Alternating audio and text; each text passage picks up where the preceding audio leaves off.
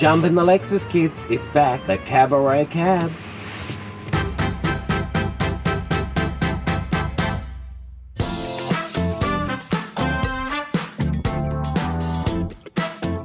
Here she is. Courtney Act. Hi. Jump in a car.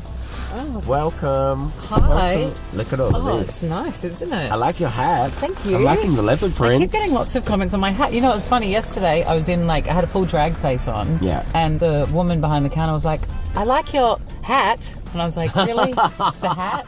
Click, clack, front, back. Good point. Safety first. Buckle in the front and buckle in the back. And in the middle, too. What is that? I don't think... Is that a Queensland Must have been thing? a Queensland thing. Okay. So, this is your first Cabaret Festival. It's not. It is not? Oh, no, because you were with... Trevor and I did Denim the Preferred Blokes in 2008, maybe. That was the show that you had a broken leg, but But I didn't actually have a broken leg. Not I here. did in Mardi Gras, and then David and Lisa Campbell saw the show and they said, we'd love to bring it to Adelaide. Fix your leg. But can you please still have a broken leg? And I was like, well, it'll be healed by then. And Lisa said, that's okay, we know some people. And I said, no, I'll take care of it, Lisa. So I just had the cast, and they got a wheelchair. And I felt, So you did do the show as you had a broken leg? Yeah, and I felt really like some of Adelaide's finest sex shops there. Yes, Nice. that's true. There's Large quite a lot Square. of them. People think it's churches, but there's a lot of It's sex actually the shops. city of sex shops. Yeah, it is. And I'm not going to mention the serial killer thing because I just read an article that Adelaide people are very sensitive about We're not that sensitive, but it's like, yeah, whatever. And they still wouldn't give us an underbelly. Can you believe they haven't done an Adelaide underbelly? That's just rude. Are you in drag on average once a day? How often is it every I'd week? say like 0.8 times a day. Wow. This week, today, yesterday, and every day until I go home or go back to London. I've got my show over there. But it's a lot. But you know what? It's kind of just become a part of my lifestyle now. It's like brushing your teeth now. It used to be ridiculous that I'm like, getting into drag in the daylight. And now Okay, I'm like, yeah. getting into drag in the dark because it's 4 a.m. Yeah. And how long does the whole process take? Because it doesn't look like you're wearing lots of makeup. Which is part of the illusion, right? Yeah. There is a lot of makeup still. Yeah, but it's placed in the right way. Yeah, and blended, which is the key. Like those Kardashians, they are beat within an inch of their lives. But it's all blended, mostly, nicely. So, who was the person that got you into drag? You've probably told this 1,000 times. I think it was actually Priscilla, the movie. Okay. I was on this tour called The Spirit of Christmas. It was a Christmas show for school-age kids. I was also school-age. I played a young Irish boy in Christmas of 1995. At the final night of the show, we all put on like a show for each other. Dancer for money. Exactly. My friend Scott and I got into the girls' bikinis and some cheek wigs and we danced around to I don't care if the sun don't shine. I get my in the evening time. Right, and that was from the movie. From the movie Priscilla, and that was the beginning. And how old were you then? Of the end. 14. Okay, but the thing was, Priscilla and that style of drag was very over the top, and you've always looked like, a beauty queen. Now that's the kind of the style of drag, but I remember when you were on Idol, people just thought you were a girl. I was the day walker. You were the day walker. I walked amongst them. How did you decide that that's what she was going to be?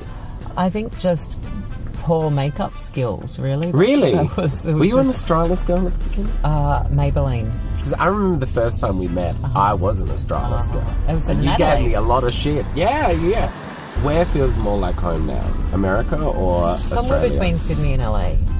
Yeah, both of them. Australia's always home. How much luggage are we talking? How much does Courtney have? I took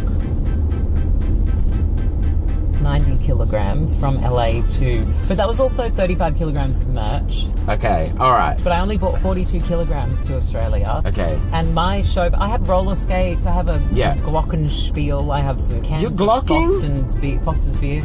I'm glocking. Where do you get Foster's beer? Not America. here. You can't buy here. Exactly. And the cans are like this big, which make my hands look very dainty. Yeah, they're like those monster energy drinks. Bigger than that. They're ridiculously big, and that's Foster's. It's Australian for beer. Okay, so tell me about your show. Yes.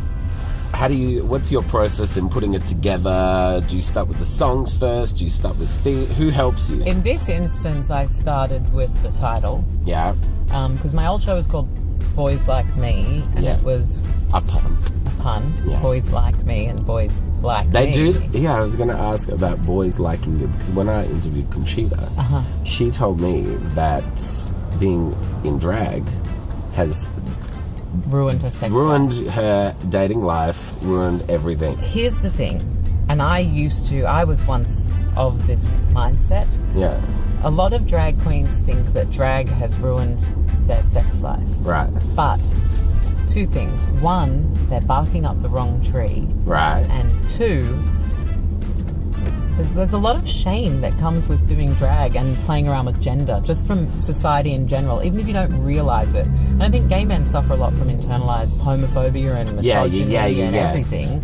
And I think that when you do drag, you compound that, and then you take on the whole sort of misogyny and internalised homophobia of gay men, and you then apply that to yourself, and you times it by 10, because not only can you not be a, tan skin, pecs and abs kind of perfectly aesthetically gorgeous muscle whatever, but you're also like wearing women's clothes, and you just think, how will anybody find who I am attractive?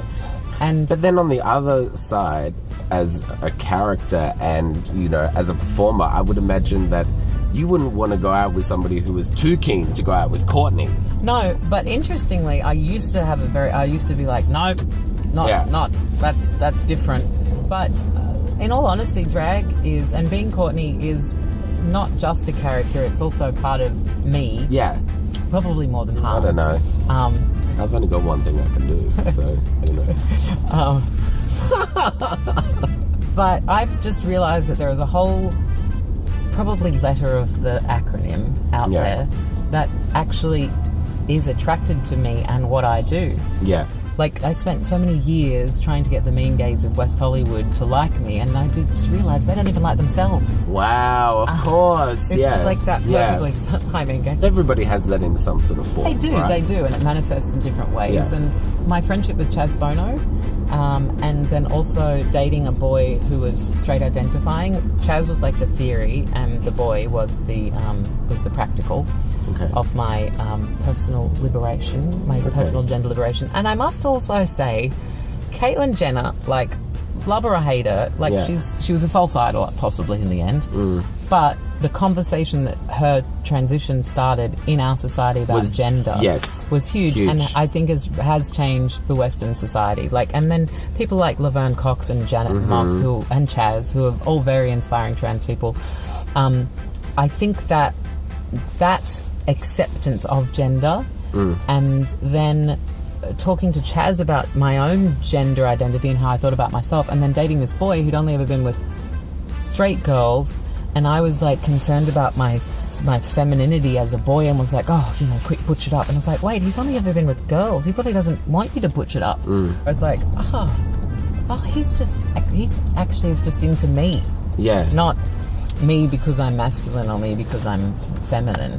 And that was kind of like a real where is he now? He moved to LA. Yeah, we're friends, but it was in passing. I mean 6 months, but it was, that's practically marriage for me. Hey, for most people. Common law marriage, I think. For gay men at least. We'll see that he likes girls, so that's probably where it went wrong. Well, for the record, I mean, I'd still throw a leg over. Oh, thanks, there you go. babe. That's a nice kind of compliment from me to you. Oh, darling. Tell me about RuPaul. What would you like to know about RuPaul? Well, okay, for the hardcore RuPaul fans, it sounds like there's some friction. Is that true? I'm going to plead the fifth. Oh, for God's sake, you are American now. RuPaul has afforded me the wonderful opportunity to travel around the world and entertain the masses. And for that, I am forever grateful. Where's my phone? Where even are we? And then I've got it here somewhere. Maybe got my problem. No, I don't want to send it to him.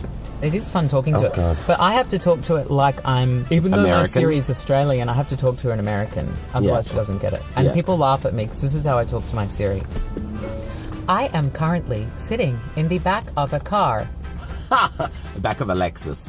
Lexus. comma, With leather Lexus. seats and a cup holder. with leather seats and a cup holder Yeah. with mat. Okay, your voice confused it. Didn't it? Oh, sorry. I am currently sitting in the back of a car back. That was when you said, Yeah. of A Lexus. You said back of a Lexus. It said a Lexus, like Carrington, not the car. With lettuce and a cup with leather seats. The cup has got leather seats. It's a very large cup.